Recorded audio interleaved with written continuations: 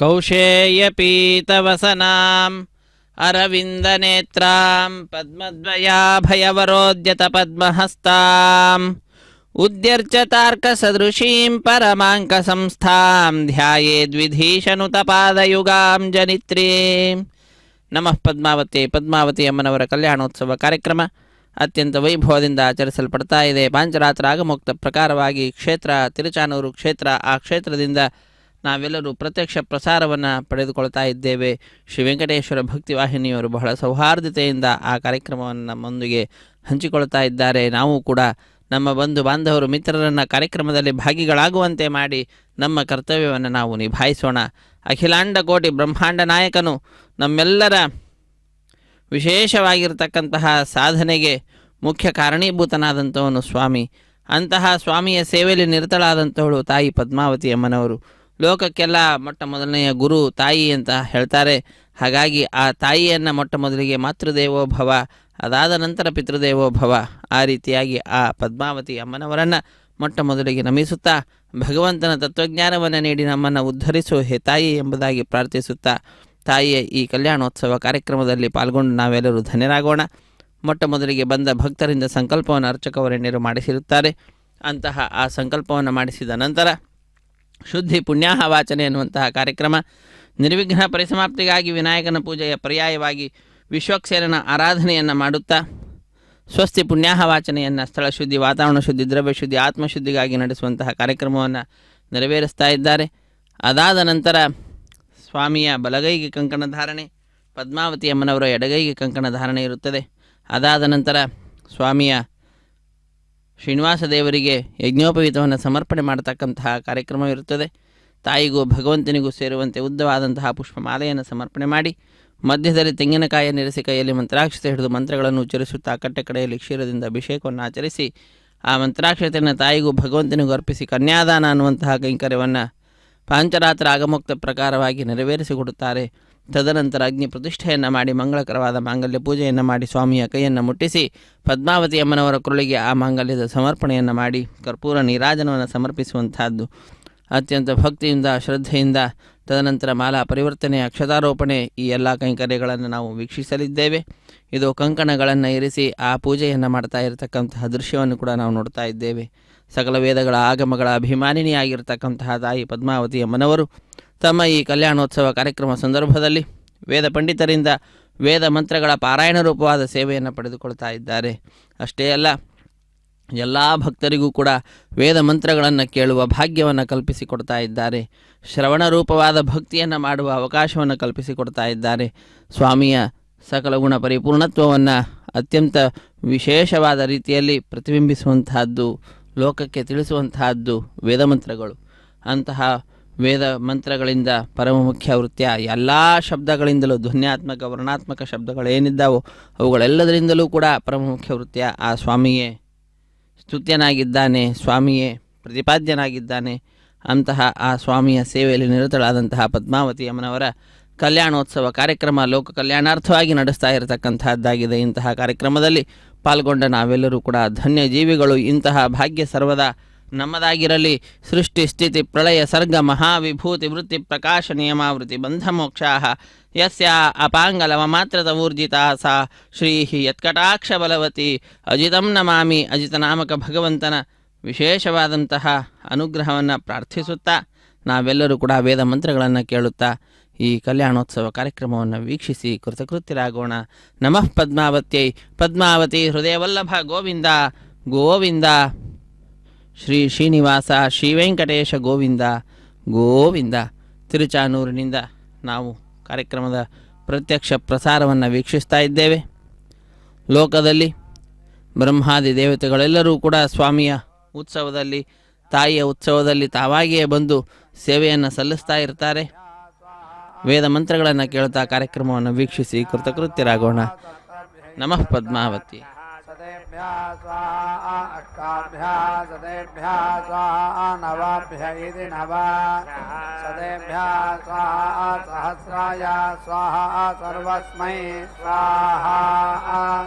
सदाय स्वाहा सहस्राय स्वाहा अयुताय स्वाहा नियुतायेति नियुताय स्वाहा प्रयुतायेति प्रयुताय स्वाहा अद्भुताय स्वाहा न्यद्भुतायेति निअद्भुताय स्वाहा समुद्राय मध्याय स्वाहा अन्ताय स्वाहा परार्धायेति परा अर्धाय स्वाहा उषसे स्वाहा व्युष्ट्याय दिवि उष्ट्यै स्वाहा यशद इत्युतो येष्यते स्वाहा उज्यत इत्युतो यते स्वाहा उदितायेत्युतो इदाय स्वाहा स्वर्गायेति स्वाहागाय स्वाहा लोकाय स्वाहा सर्वस्मै स्वाहा प्रजवमिति प्रजवं वै एतेन यन्ति यत् दशमम् अहः पापावहीयमिति पापा अवहीयं वै एतेन भवन्ति यत् दशमम् अहः यः वै प्रजवमिति प्रजवं यथाम् अपथेन प्रतिपद्यत इति प्रतिपद्यते यः स्थानम् अन्ति यः भ्रेषं न्येतीति नियेति सः हीयते सः यः वै दशमे अहन्ने अविवाक्य इत्यविवाक्ये उपहन्यत इत्युपहन्यते सः हीयते तस्मै यः उपहतायेत्युपहताय व्याहेति वि आहताम् एवारभ्येत्यनु आरभ्य समिति अश्नुते अथ यः व्याहेति वि आह सः हीयते तस्मात् समे अहन्ने अविवाक्य इत्यविवाक्ये उपहतायेत्युपहताय न व्युच्यमिति वि उच्यम् अथो इति खलु आहुः यज्ञस्य वै समर्थेन देवाः स्वर्गमिति सुवागाम् लोकान् आयन्ने यज्ञस्य व्यर्थेनेति विरुद्धेन असुरान् परेति अभावयन्ने यत् मे अग्ने अस्य यज्ञस्थिति यत् खलु वै यज्ञस्य समृद्धमिति तत् यजमानस्य यत् विरुद्धमिति विरुद्धं तत् भ्रातृयस्य सहायः वै दशमे अहन्ने अविवाक्य इत्यविवाक्ये उपहन्यत इत्युपहन्यते सः एव अतीति रेचयति ते ये वाक्याः दृशीकवः स्युः देवीति ब्रूयुः यदि तत्र सदसादित्यन्तः सदसाद् व्युच्यमिति विउच्यम् यदि तत्र गृहपतिनेति गृहपतिना व्युच्यमिति विउच्यम् तत् व्युच्यमिति विउच्यम् एव अथ वै एतत् सर्पराज्ञ्या इति सर्पराज्ञिभिरित्यग्भिः स्तुवन्ति यं वै सर्पतः राज्ञी यत् वै अस्यां किं च अर्चन्ति यत् आनृजुः तेन इयं सर्पराज्ञीति सर्पराज्ञी ते यत् एव किं च वाचा आनृजुः यत् अतोधि अर्थितारः तद् उभयम् आप्त्वा अवरुध्येत्यवरुध्यामा इति ताभिः मनसा स्तुवते न वै इमाम् अश्वरथ इत्यश्व रथः न अश्वतरी रथ इत्यश्वतरी रथः सद्यः पर्याप्तुमिति पर्याप्तुम् मनः वै इमां सद्यः पर्याप्तुमिति पर्याप्तुम् अर्हति मनः परिभवितुमिति परिभवितुम् अथ परिमिता इति परिमिताः वै ऋचः परिमितानीति परिमितानि सामानि परिमितानीति यजोगंसे अथ एतस्य एव अन्तः न अस्ति यत् ब्रह्मा तत् प्रतिगृह्णत इति प्रतिगृह्णते एति चक्षिता सः प्रतिगर इति प्रतिगरः ब्रह्मवादिन इति ब्रह्मवादिनः वदन्ति किं द्वादशाहस्येति द्वादशाहस्य प्रथमेन अह्ना ऋत्विजां यजमानः वृङ्क्ते इति तेजः इन्द्रियम् इति किं द्वितीयेन प्राणानिति प्राणान् अन्नाद्यमित्यन्नाद्यम् इति किं तृतीयेन इति त्रीन् इमान् लोकान् इति किं चतुष्पद इति चतुःपदः पशून् इति किं इति पञ्चाक्षरामिति पञ्चाक्षरां पङ्क्तिम् इति किं षष्ठेन इति षट् ऋतून् इति किं सप्तमेन इति सप्तपदामिति सप्तपदां षट्परीम् इति किम् अष्टमेन इति अष्टाक्षरामित्यष्टाक्षरां गायत्रीम् इति किम् नवमेन इति त्रिवृतमिति त्रिवृतं सोमम् इति किम् दशमेन इति दशाक्षरामिति दशाक्षरां विराजमिति इति किम् एकादशेन इति एकादशाक्षरामित्येकादशाक्षरां द्वादशेन इति द्वादशाक्षरामिति द्वादशाक्षरां जगतीम् इति एतावत् वै अस्ति यावत् एतत् यावत् एव अस्ति तद् एषा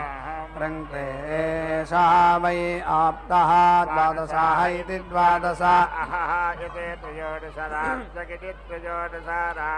समानं हि एतत् अहः यत् प्रायणीय इति प्रायणीयः च उदयनीय इत्युत अयनीयः च त्रिरात्र इति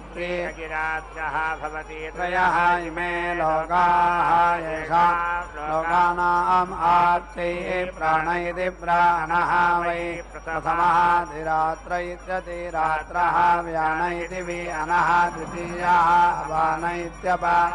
अनः तृतीयः प्राणापानादाने स्थिति प्राणापाना उदानेषु एव अद्ये प्रतीति तिष्ठन्ति सर्वम् आयुः यन्ति ये एव मित्रागुंसः त्रयोदशरात्रमिति त्रयोदशरात्रम् आसते तद् आहो वाक् वै एषा विदते दिवि तदा यत् तां वीति छिन्द्युः यत् मध्ये अतिरात्रमित्यतिरात्रं कुर्युः उपदासुकेत्युपदासुखा गृहपतेरिति गृहपतेः वाक् स्यात् उपरिष्टात् छन्दोमानामिति छन्दः महाव्रतमिति महाव्रतं कुर्वन्ति सन्ततामिति सन्तताम् एव वाचम् अवेति रुन्धते अनुपदासुकेत्यनुपदासुकाः गृहपतेरिति गृहपतेः वाक् भवति वसवः वै छन्दोमा इति छन्दः अन्नं महाव्रतमिति महाव्रतं यदु वरिष्ठात् छन्दोमानामिति छन्दः महाव्रतमिति महाव्रतं कुर्वन्ति पशुषु च एव अन्नाद्य इत्यन्नाद्ये च प्रतीति तिष्ठन्ति आदित्याः अकामयन्त उभयोः लोकयोः रुद्ध्याम इति ते एतं चतुर्दशरात्रमिति चतुर्दशरात्रम् अपश्यन्नेतम् एति अहरन्ने ततः वै ते उभयोः लोकयोः आर्ध्वन्ने अस्मिन् च अमुष्मिन् च ये एवं विद्वागुंसः चतुर्दशरात्रमिति चतुर्दशरात्रम् आसते उभयोः एव लोकयोः रुद्ध्वन्ति अस्मिन् च अमुष्मिन् च ये भवति सप्त ग्राम्याः ओषधयः सप्त आरण्याः अवरुद्ध्या इत्यवरुद्धैः यत् प्राचीनानि पृष्ठानि भवन्ति अमुम् एव तैः लोकम् अभीति जयन्ति यत् प्रतीचीनानि पृष्ठानि भवन्ति इमम् एव तैः लोकम् अभीति जयन्ति त्रयस्त्रिगुंसाविति त्रयः त्रिगुंसौ मध्यतः स्तोमौ भवतः साम्राज्यमिति साम्राज्यम् एव गच्छन्ति अधिराजावित्यधिराजौ भवतः अधिराजा इत्यधिराजाः एव समानानां भवन्ति अधिरात्रावित्यधिरात्रौ भवतः परिगृहीत्या इति परिगृहीत्यैः प्रजापतिरिति प्रजापतिः सुवर्गमिति सुवहागं लोकम् ऐतेतं देवाः अन्विति आयन्नेतान् आदित्याः च वसवः च अन्विति आयन्नेते देवाः ब्रुवन्नेयाने पशूने उपाजीविस्मेत्युपाजीविस्माते इमे अन्वाग्मन्नित्यनो आग्मन्ने इति तेभ्यायेतम् चतुर्दशरात्रमिति चतुर्दशरात्रां प्रतीति औहन्नेते आदित्याः पृष्ठैः सुवर्गमिति सुवाहकं लोकं येते आरोहन्ने त्र्यहाभ्यामिति त्रिअहाभ्याम् अस्मिन् लोके पशून् प्रतीति औहन्ने पृष्ठैः आदित्याः अमुष्मिन् लोके आभ्युवन् त्र्यहाभ्यामिति त्रिअहाभ्याम् अस्मिन्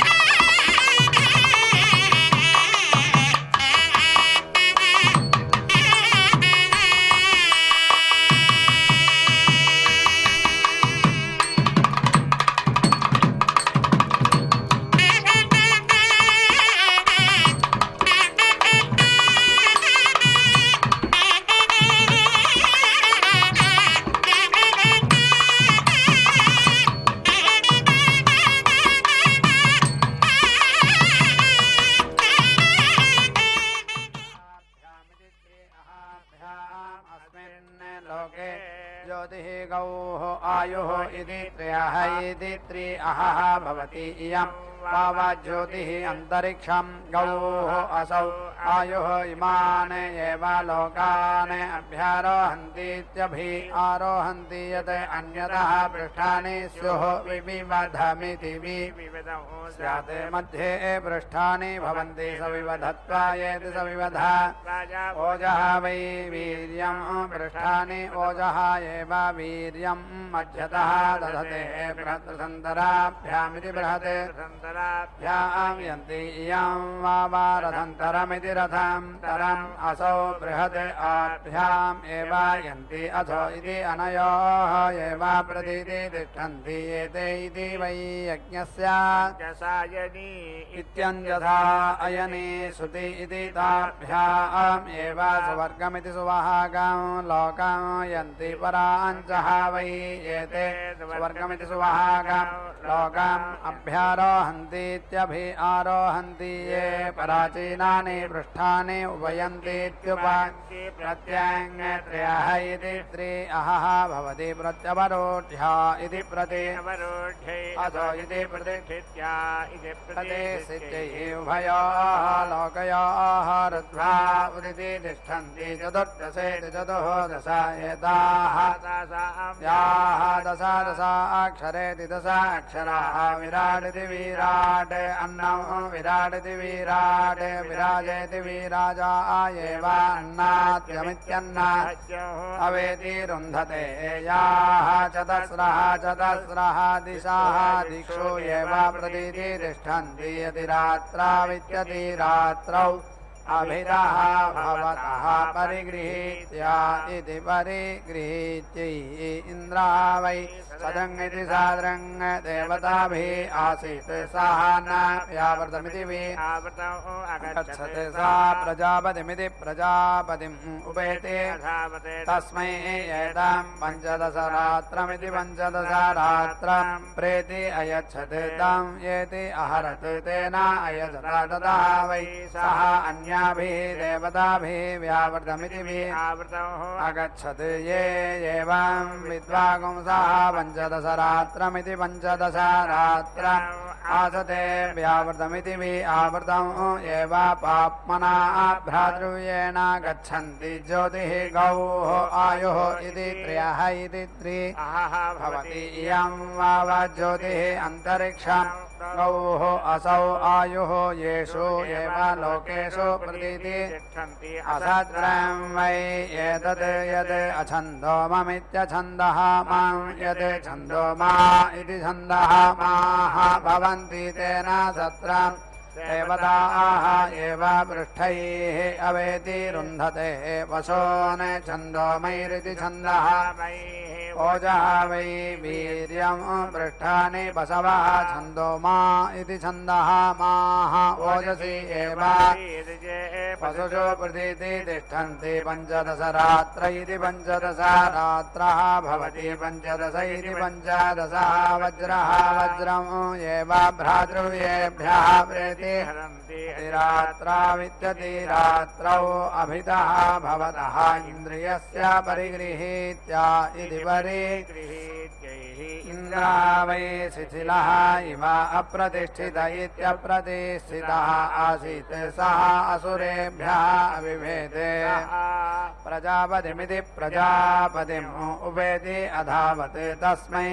एतम् पञ्चदशरात्रमिति पञ्चदशरात्रं वज्रं प्रेति अयच्छत् तेन असुरान् पराभाव्येति पराभाव्य विजित्येति विजित्य श्रियम् अगच्छत् अग्निष्टुतेत्यग्निसुता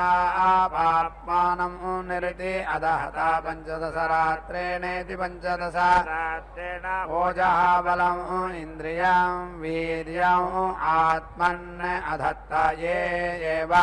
विद्वागुंसः पञ्चदशरात्रमिति पञ्चदशरात्रम् आसते भ्रातृव्यान् एव पराभाव्येति पराभाव्य विजित्येति विजित्य श्रियम् गच्छन्ति अग्निष्टुते अग्निसुता पाप्मानं निरति दहन्ते पञ्चदशरात्रेणेति पञ्चदशरात्रेण ओजः बलम् इन्द्रियं वीर्यम् आत्मन् ददते एव पशव्याः पञ्चदशेति पञ्चदश वै अर्धमासस्येत्यर्धमासस्य रात्रयः अर्धमासस इत्यर्धमास संवत्सर इति संवत्सरः आप्यते संवत्सरमिति वत्सरं पशवः अनुप्रेति जायन्ते तस्मात् पशव्याः एताः एव सुवर्ग्या इति सुवः पञ्चदशेति पञ्चदश वै अर्धमासस्येत्यर्धमासस्य रात्रयः अर्धमासस इत्यर्धमासः संवत्सर इति संवत्सरः आप्यते संवत्सर इति संवत्सरः सुवर्ग इति सुवहागः लोकः तस्मात् सुवर्ग्या इति सुवहाग्याः ज्योतिः गौः आयुः इति त्रयः इति त्रिअः भवति वाव ज्योतिः अन्तरिक्षं गौः असौ आयुः इमान् एव लोकान् अभ्यारोहन्तीत्यभिरोहन्ति यद् अन्यतः पृष्ठानि स्युः विविधमिति विविधं स्यात् मध्ये पृष्ठानि भवन्ति सविवधत्वायेति सविवध ओजः वै वीर्यं पृष्ठानि ओजः एव वीर्यं मध्यतः दधते बृहद्रथन्तराभ्यामिति बृहदे रथन्तराभ्यां यन्ति इयं वाव रथन्तरमिति रथं करम् असौ बृहद् आभ्याम् एव यन्ति अथो इति अनयोः एव प्रतीति तिष्ठन्ति एते इति वै यज्ञस्य अञ्जसा यन्नि इत्यञ्जसा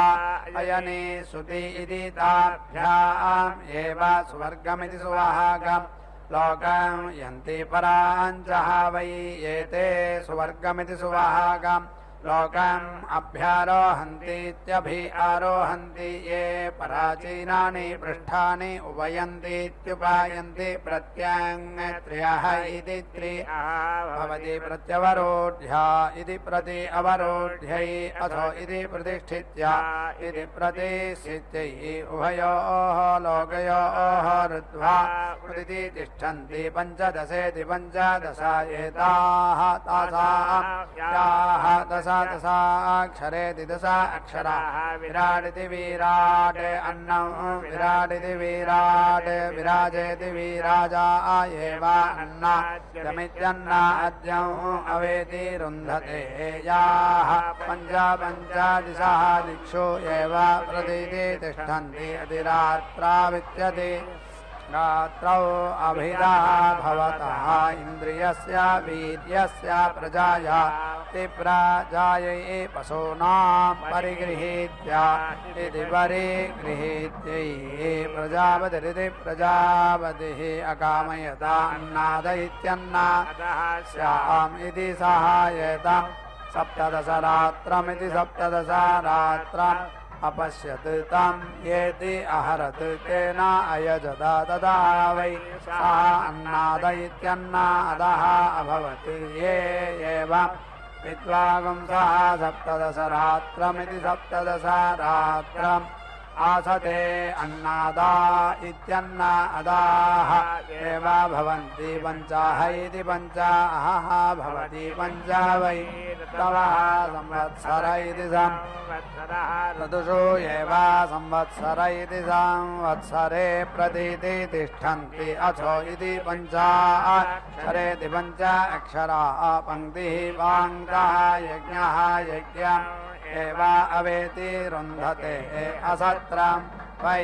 एतत् यत् अछन्दोममित्यछन्दः मम यत् छन्दोमा इति छन्दः माः भवन्ति तेन सत्रम् देवताः एव पृष्ठैः अवेति रुन्धते वसोन् ओजः वै वीर्यं पृष्ठानि पशवः छन्दोमा इति छन्दः माः ओजसि एव वीर्ये पशुषु प्रतीति तिष्ठन्ति सप्तदशरात्र इति सप्तदश भवति सप्तदश इति सप्तदशः प्रजापतिरिति प्रजापतिः प्रजापतेरिति प्रजापतेः आप्त्यै अधिरात्रा विद्यते अभिधा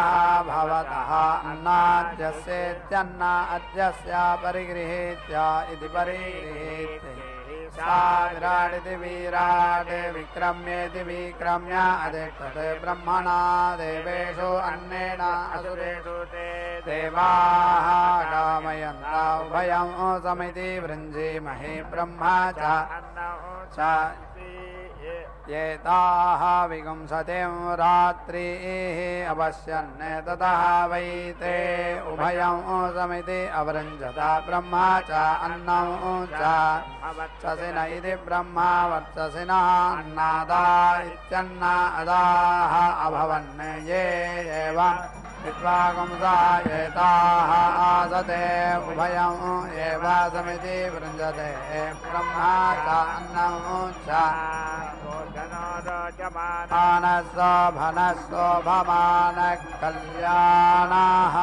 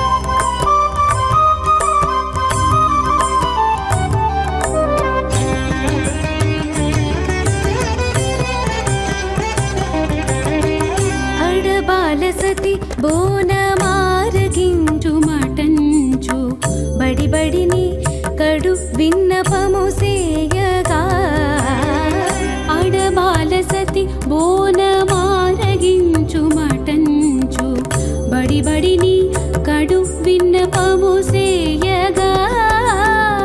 ఉడుగని పరాకుతో నుండి నెచ్చలి మీద ఉడుగని పరాకుతో నుండి నెచ్చలి మీద బడలి పొరగినది నీ పాదంబులానా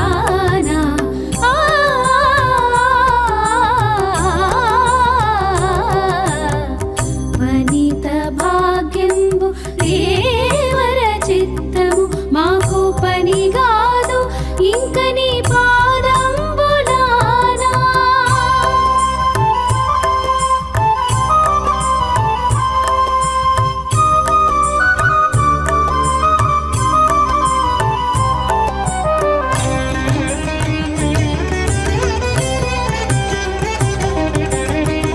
అడపంబు సతి వీడేమవధరింపు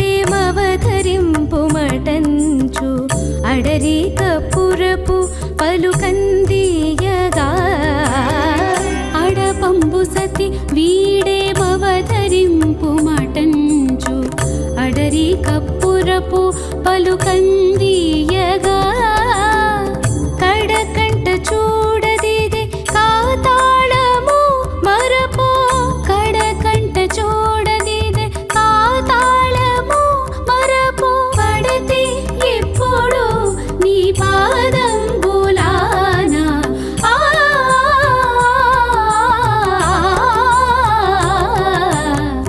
వనిత భాగ్యంబు దేవర చిత్తము మాకు పని కాదు ఇంక నీ పాదంబులానా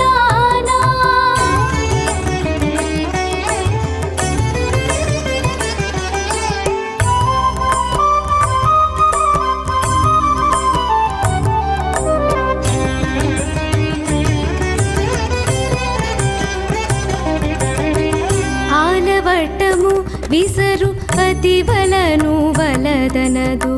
పాలిండ్లపై కొంగు పచరించదు ఆలవట్టము విసరు అతివలను వలదనదు పాలిండ్లపై కొంగు పచరించదు ఏలాగవును వెంకటేశ నీవే పొడితే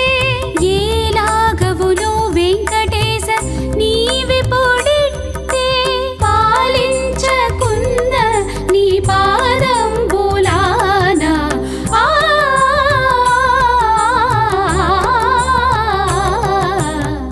వనిత భాగ్యంబు దేవర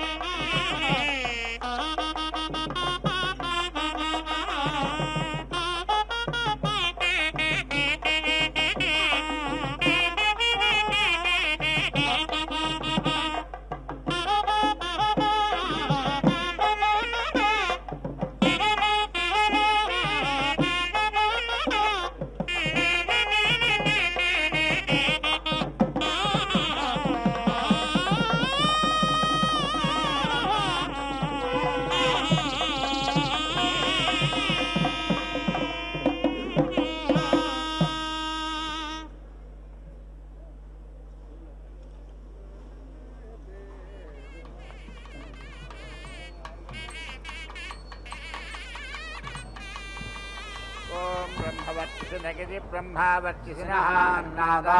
इत्यन्ना भवन्ति द्वे गिति तेन विराजा विराजोदयो एव नाना प्रतीति तिष्ठन्ति विगुंसः वै पुरुषः दशास्त्याः अङ्गुलयः ब्रह्मवर्चसिन इति ब्रह्मवर्चसिनः अन्नादा इत्यन्ना अदा भवन्ति द्वे इति वै एते विराजाविति विराजोतयो एव नाना प्रतीति तिष्ठन्ति विगुंसः वै पुरुषः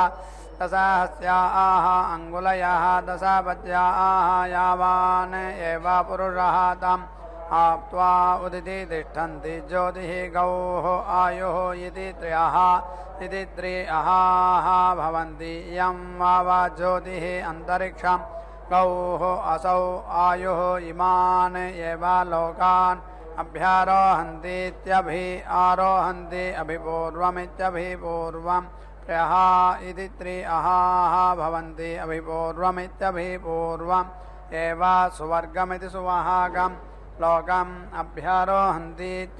आरोहन्ति यत् अन्यतः पृष्ठानि स्युः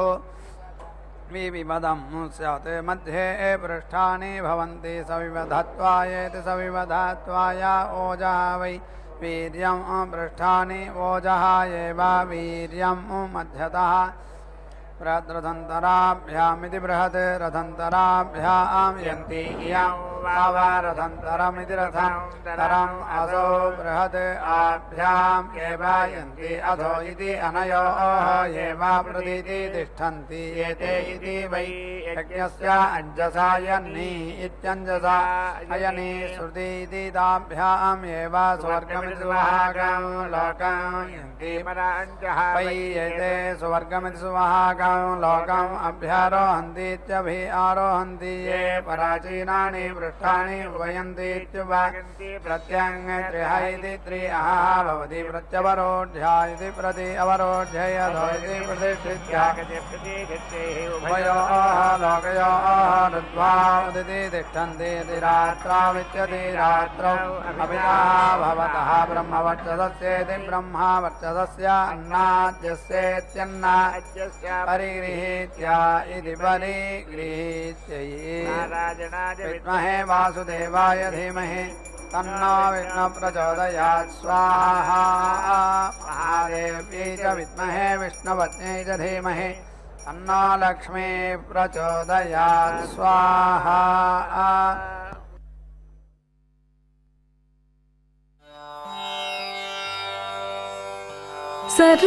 सरसिजमुखी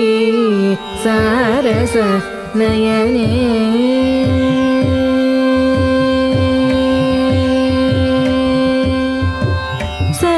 सरसिजमुखी सारस नयने सरसिजमुखी सारस नयने सरसिजमुखी सारस नयने सफल मनोरथ साधन शुभदे सरसिजमुखी सारस नयने सफल मनोरथ साधन शुभदे सरसिजमुखी सारस नयने सफल मनोरथ साधन शुभदे सरसिजमुखी सारस नयने सफल मनोरथ साधन शुभदे सरसिजमुखी सारस नयने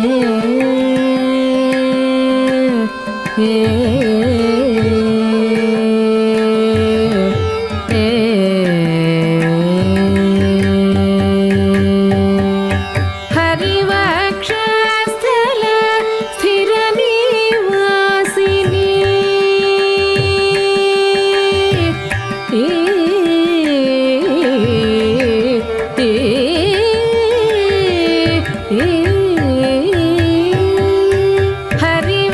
हरिवक्षस्थल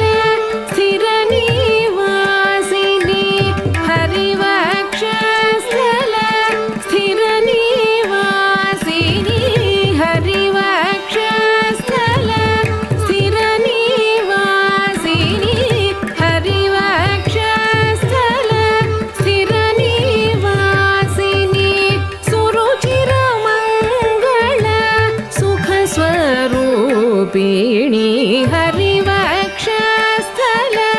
स्थिरनिवासिनी सुरुचिरमङ्गल सुखस्वरूपिणी सरसिजमुखी सारसनयने सफलमनोरथ साधन शुभदे सरसिजमुखी सारस नयने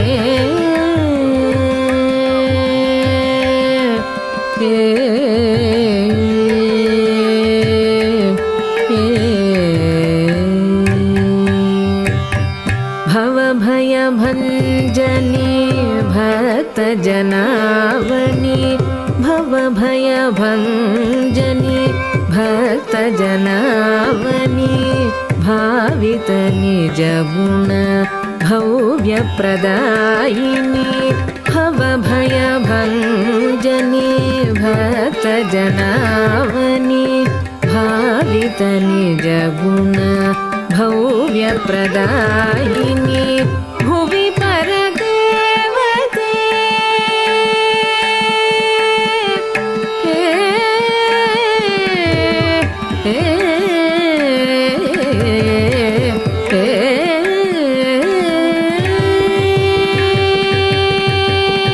भुवि परदेवते सुविमल चरिते भुवि परदेवते सुविमल चरिते भुवि परदेवते सुविमल चरिते भुवि परदेवते सुविमल चरिते भवनुत सद्गुणे पाहि नारायणी भुवि परदेवते सुविमल चरिते भवनुत सद्गुणे पाहि नारायणी सरसिजमुखी सारसनयने सफलमनोरथ साधन शुभदे सरसिजमुखी सारसनयने